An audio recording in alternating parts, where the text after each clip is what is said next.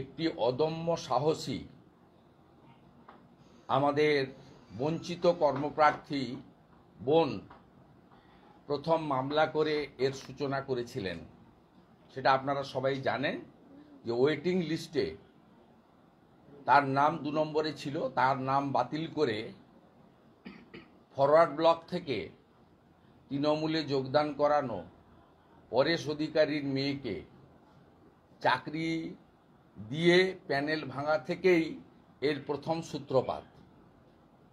এবং অনেকেই অনেক তথ্য জানতেন না, পরে পরে সবাই প্রত্যেকটা অর্ডার উনার ডিভিশন বেঞ্চে চ্যালেঞ্জ করে কখনো স্টে নেওয়া হয়েছে, পরে সেটিসাইড হয়েছে, সুপ্রিম কোর্ট পর্যন্ত গেছে। এবং এই পরিপ্রেক্ষিতে চট্টোপাধ্যায় এবং পুরো হায়ার এডুকেশন ডিপার্টমেন্ট সুবীরেশ বাবু সহ, এসকে সিনহার সহ, কল্যাণময় গাঙ্গুলি সহ পুরো ডিপার্টমেন্টটাই জেলে গেছে ক্রমান্বয়ে। এবং মহামান্য সুপ্রিম কোর্টে অভিজিৎ গাঙ্গুলির মহোদয়ের কিছু মন্তব্য এবং তাকে টার্গেট করে রাজ্য সরকারের আবেদনের পরিপ্রেক্ষিতে কোর্ট অভিজিৎ গাঙ্গুলিকে, তদানীন্তন বিচারপতি আজকের প্রাক্তন বিচারপতিকে এই মামলা সংক্রান্ত বিষয় থেকে সরিয়ে রাখেন। ডিভিশন বেঞ্চ তৈরি হয়। সেই ডিভিশন বেঞ্চ গত বছর সম্পূর্ণ প্যানেলকে বাতিল করেন। প্রথমত অভিজিৎ গাঙ্গুলি মহোদয়ের যে জাজমেন্ট ছিল, সেই জাজমেন্টে কিন্তু 7,000-এর কাছাকাছি অবৈধভাবে নিয়োগ হওয়া লোকেদের বাতিল করার কথা বলা হয়েছিল। কিন্তু সেই জাজমেন্টটাকে পলিটিক্যাল বলে, বায়াসড বলে রাজ্য সরকার চ্যালেঞ্জ করে ডিভিশন বেঞ্চ এবং সুপ্রিম কোর্টে যান। এবং পরবর্তীকালে রিকনস্টিটিউট ডিভিশন বেঞ্চ একই জিনিস হয়, যেহেতু রাজ্য সরকার যোগ্য অযোগ্য বাছাই করেননি এসএসসিকে দিয়ে, তাই সম্পূর্ণ প্যানেল বাতিল করতে জাজেরা বাধ্য হয়। একইভাবে সুপ্রিম কোর্টেও কিন্তু আমরা যতগুলো হিয়ারিং লাইভ ভিউতে দেখেছি, তাতে কিন্তু সুপ্রিম কোর্ট বারে বারেই রাজ্য সরকার এবং এসএসসির লয়ারকে যোগ্য অযোগ্য বাছাই করার জন্য সুযোগ দিয়েছেন। এবং আমরা ভারতীয় জনতা পার্টির বিধায়করা, যা আমার সোশ্যাল মিডিয়া হ্যান্ডেলে আপনারা দেখেছেন, পুনর্বার আমি দেখাচ্ছি, 30 ডিসেম্বর এসএসসি অফিসে আমরা গিয়ে করজোড়ে বিনীতভাবে অনুরোধ করেছিলাম যে আপনারা 6-7 অযোগ্য বা অবৈধ অর্থের বিনিময়ে রিক্রুটমেন্ট রুলস বাদ দিয়ে নিয়োগ করেছেন, এদের আলাদা করুন, দিয়ে 18-19 হাজার যারা বৈধ তাদেরকে সেভ করুন। এসএসসির চেয়ারম্যান বর্তমানে যিনি আছেন মিট করেননি, পালিয়ে গেছিলেন।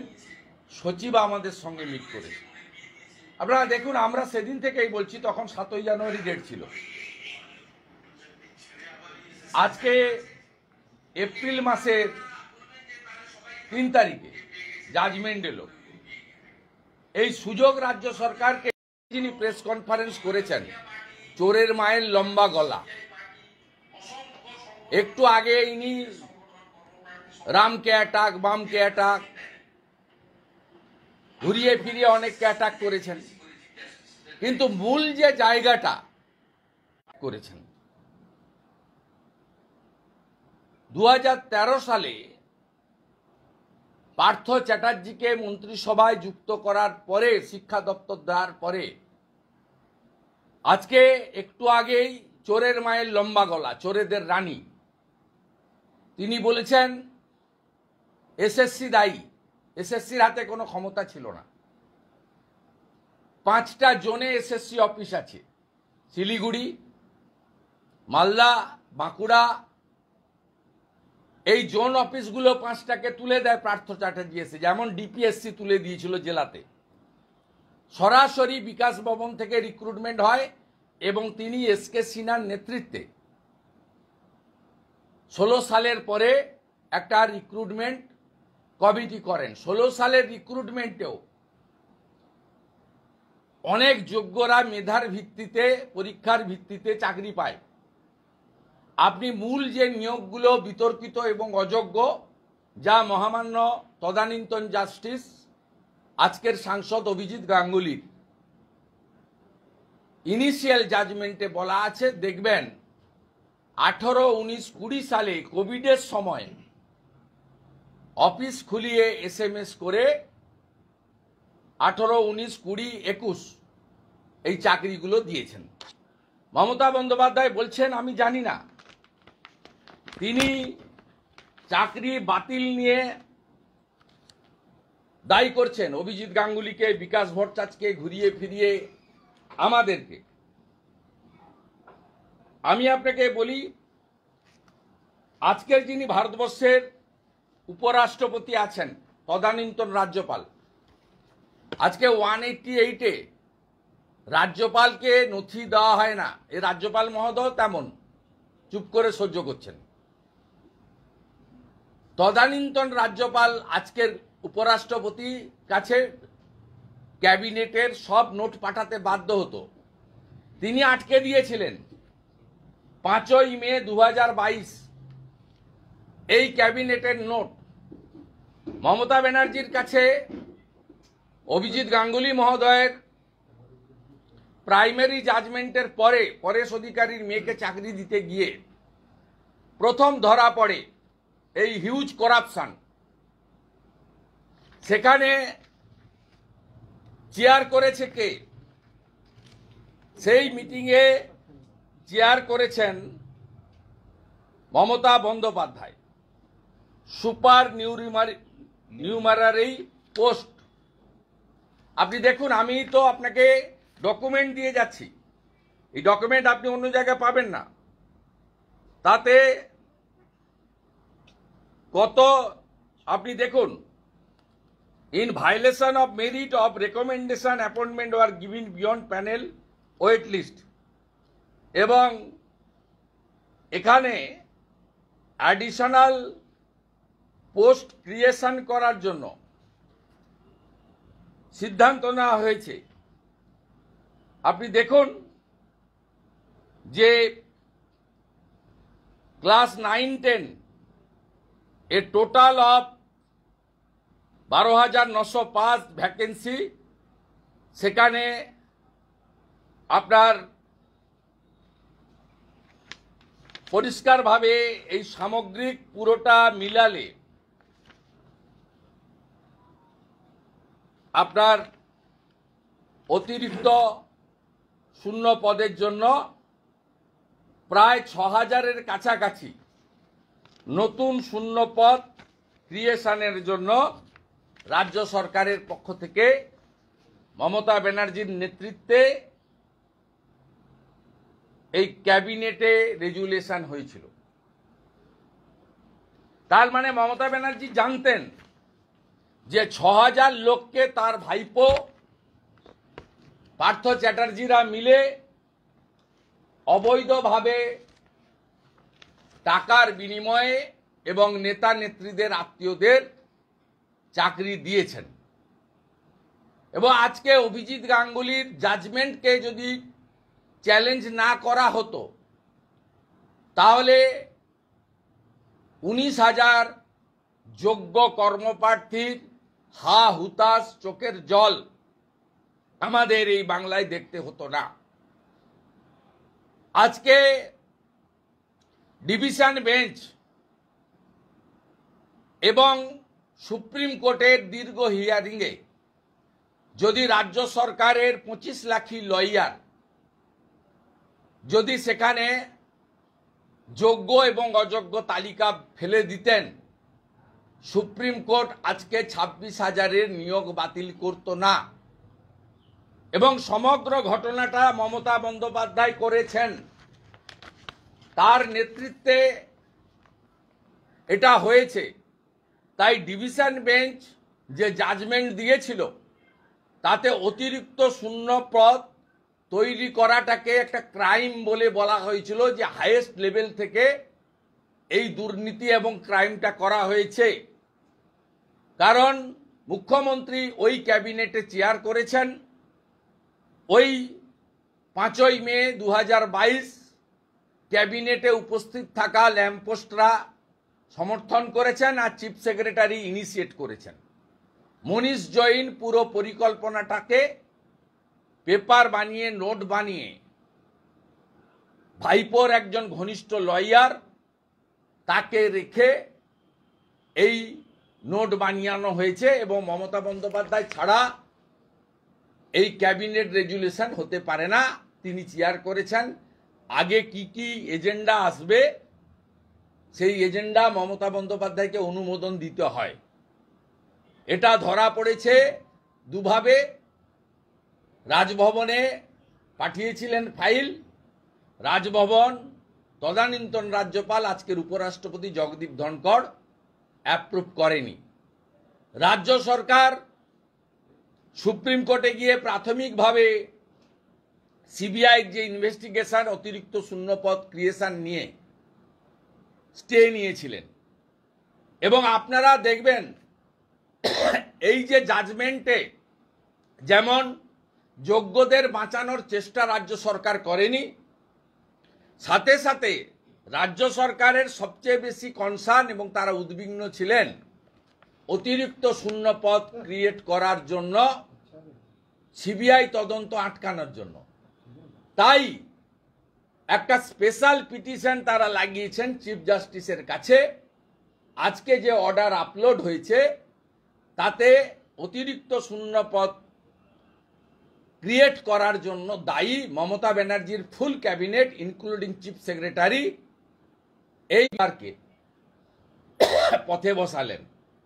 16 সালের 23 লক্ষ পরীক্ষার্থীকে আবার পুনরায় 9 বছর ডিটাচ থাকার পরেও অতি সত্বর 3 মাসের মধ্যে পরীক্ষা দিতে হবে এবং সেই পরীক্ষায় একাডেমিক, রিটেন এবং ভাইভা মিলিয়ে কাদের পরিণতি কি হবে কেউ জানে না। তারা যে চাকরি পরীক্ষার মাধ্যমে ফেরত পাবেন কিনা এটার উত্তরও দেওয়ার ক্ষমতা কারোর নেই।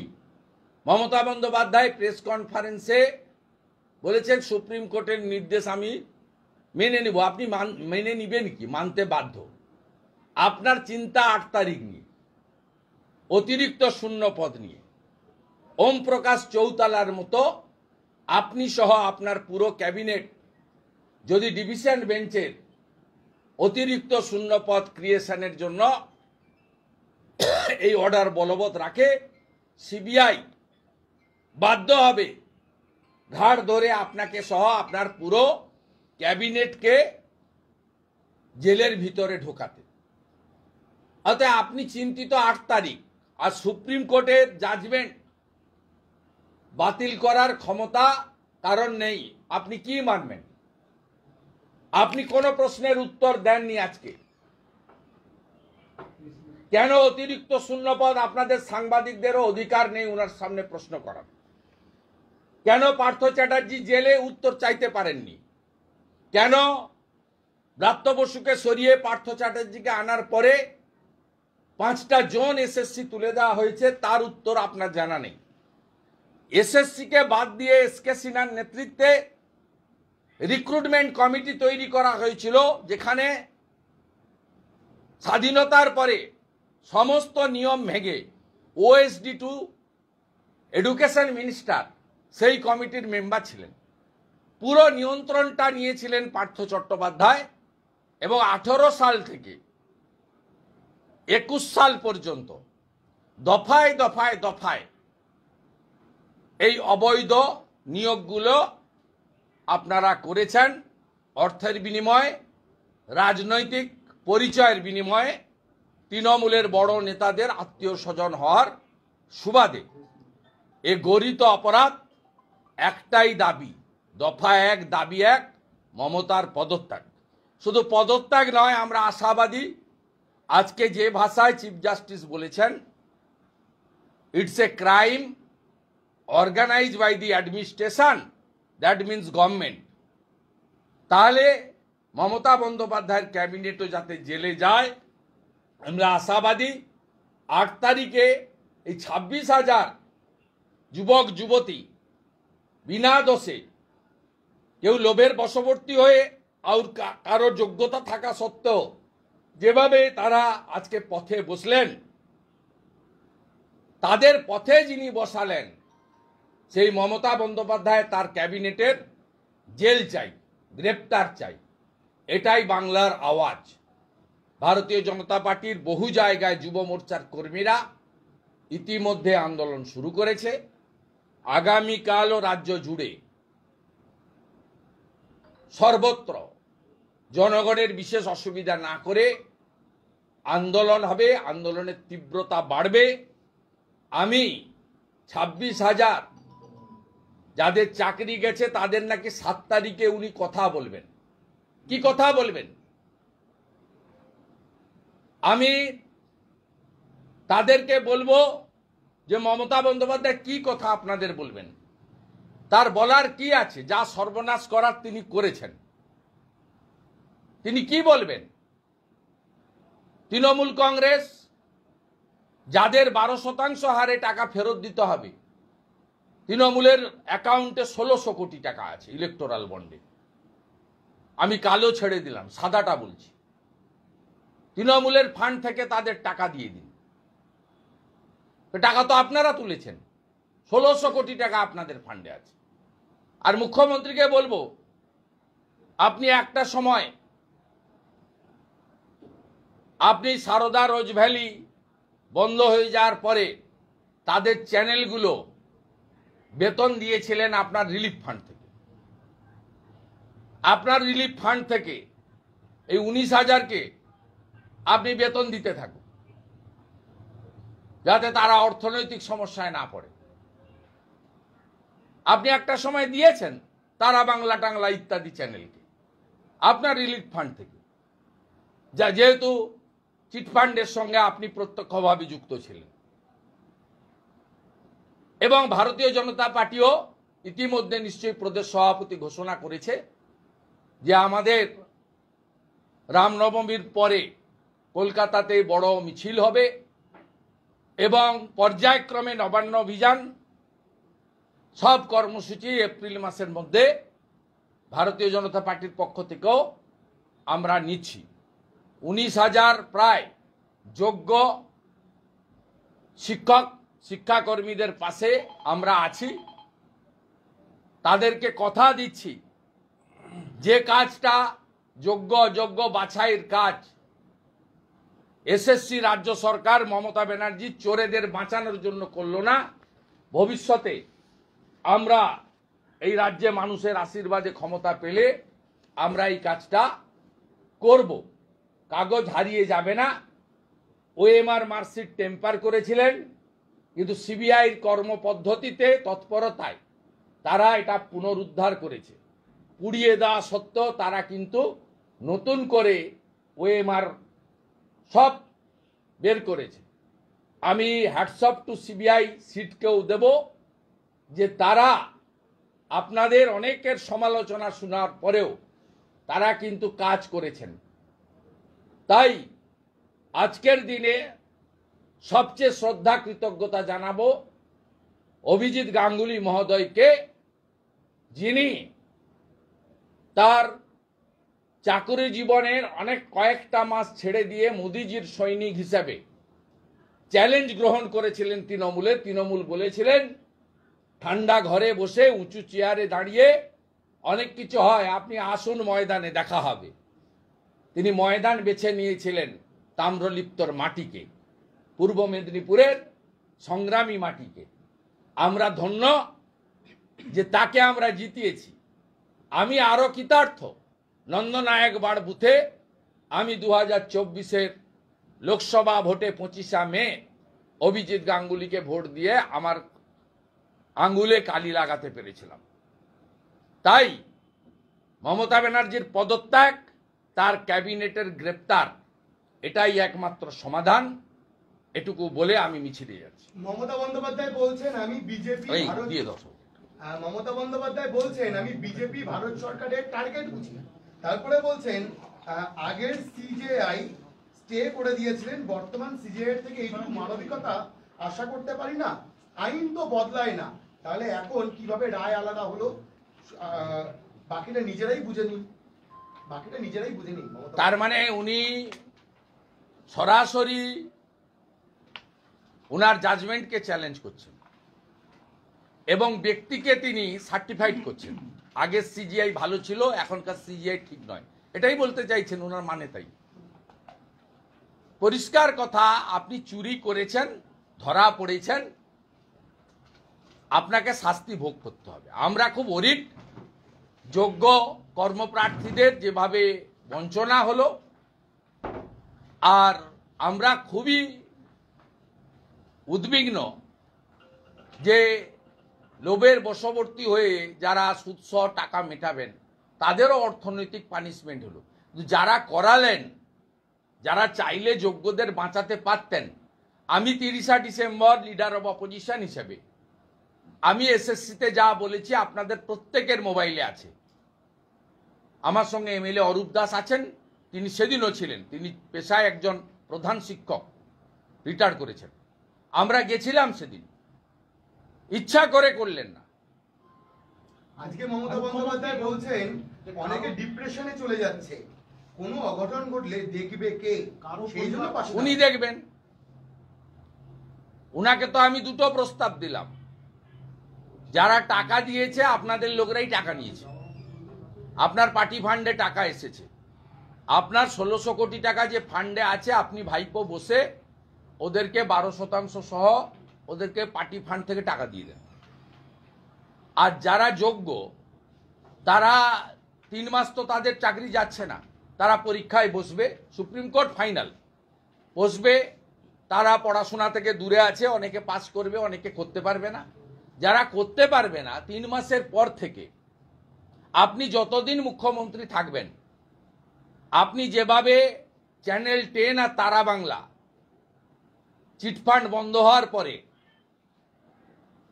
পেমেন্ট দিয়েছিলেন চিফ মিনিস্টার রিলিফ ফান্ড থেকে, এদেরও দিন 26-এ বিজেপি আসবে, আমরা যোগ্যদের তালিকা বের করে সেই তালিকা নিয়ে সুপ্রিম কোর্টে যাব, রিভিশন পিটিশন করব।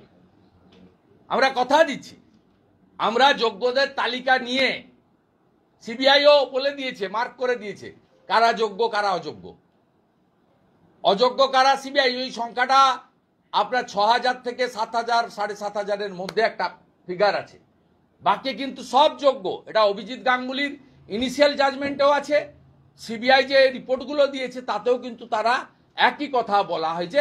যেহেতু রাজ্য সরকার বা এসএসসি সেগ্রিগেট করলো না, সেই কারণে সবার উপরে করলো, কারণ আইন কখনো কাগজ ছাড়া, ডকুমেন্ট ছাড়া হয় না, তাই বাধ্য হয়েছেন সিজিআই। আমি আপনাকে ডকুমেন্টস দিয়েছি, আমি ডকুমেন্ট দিয়েছি এবং আমি প্রণাম করি জগদীপ ধনখড়কে, তিনি অনুমোদন দিলে এই অতিরিক্ত শূন্যপদ ক্রিয়েশনও হয়ে যেত। মমতা বন্দ্যোপাধ্যায় বলছেন যে আমরা রেকর্ড খুঁজে বার করব, কেউ কেউ তখন মন্ত্রী ছিলেন, কোন জেলায় বেশি চাকরি পেয়েছে, কোন জেলায় বেশি চাকরি? খুঁজুক না, উনি 5 বছর ধরে খুঁজে বেড়াচ্ছেন, পুরুলিয়াতে, মুর্শিদাবাদে খুঁজে বেড়ান। এই নোংরা চোর পার্থ চ্যাটার্জি, আমি আগেও বলেছি, আজও বলছি, আমি আমার বিধানসভাতে একটা চক ডাস্টারও চাইনি ওর কাছ থেকে।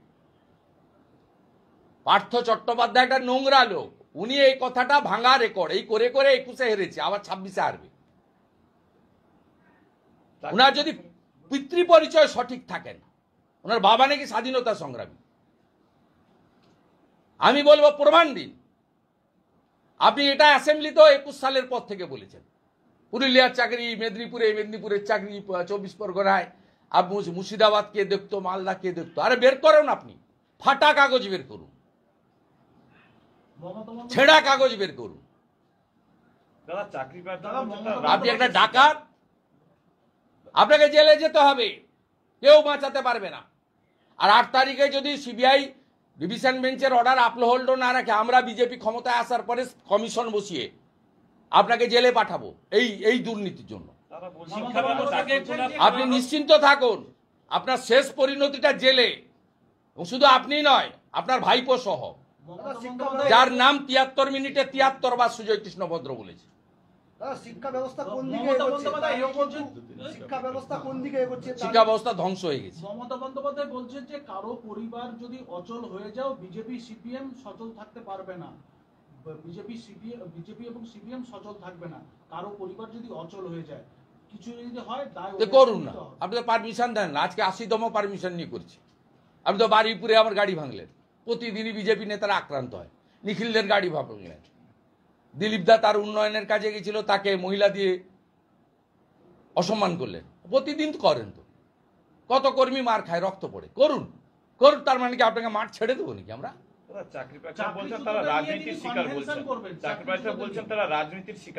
অধিকাংশ চাকরি প্রার্থী বলেছে রাজ্য সরকার এবং মুখ্যমন্ত্রী দায়ী। চাকরিচ্যুতদের নিয়ে তিনি আমাদের সঙ্গেও প্রচুর চাকরিচ্যুতদের নিয়ে তিনি 7 তারিখে সম্মেলন করবেন বলছেন। কি সম্মেলন করবেন, কি বলবেন তিনি কি বলবেন? চাকরি প্রার্থীরা শিক্ষিত লোক, তারা জানে। অভিজিৎ গাঙ্গুলি তো 7,000 সামথিংকে চাকরি অযোগ্য বলেছিল। 26,000 ফিগারটা হলো কার জন্য? মমতা ব্যানার্জির অহংকার। 220 জন এমএলএ আছে, পুলিশ আছে, গুন্ডা আছে, শকত মোল্লা জাহাঙ্গীররা আছে, শাহজাহানরা আছে। আমি মানেই সব, সংবিধান আমি, পশ্চিমবঙ্গ আমি, পতাকা পাল্টে দেব, জাতীয় সঙ্গীত পাল্টে দেব,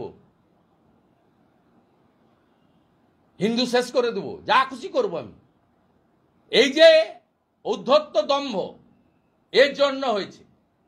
আর আমি বলি নরেন্দ্র মোদীজি ছিল বলে উনি চিটফান্ড কেলেঙ্কারি থেকে বেরিয়ে গেছেন। তখন সময় নিয়ে তথ্য প্রমাণ জোগাড় করে হাইকোর্ট থেকে সুপ্রিম কোর্ট তাদের গাইডলাইন মেনে তারা সঠিক জায়গায় পৌঁছে গেছে। এবং নিশ্চিতভাবে অভিজিৎ গাঙ্গুলির যেমন ক্রেডিট, জুডিশিয়ারি যেমন জয়, জগদীপ ধানকারও যেমন অতিরিক্ত শূন্যপদ আটকে ছিলেন মাননীয়, ঠিক সাথে সাথে সিবিআই সিটেরও ক্রেডিট। আজকে তো মমতা বন্দ্যোপাধ্যায় অভিজিৎ গাঙ্গুলিকে চিনতেই পারছেন না, বলছেন গাঙ্গুলি নাকি একটা জ্বালা ভীষণ হিংসা।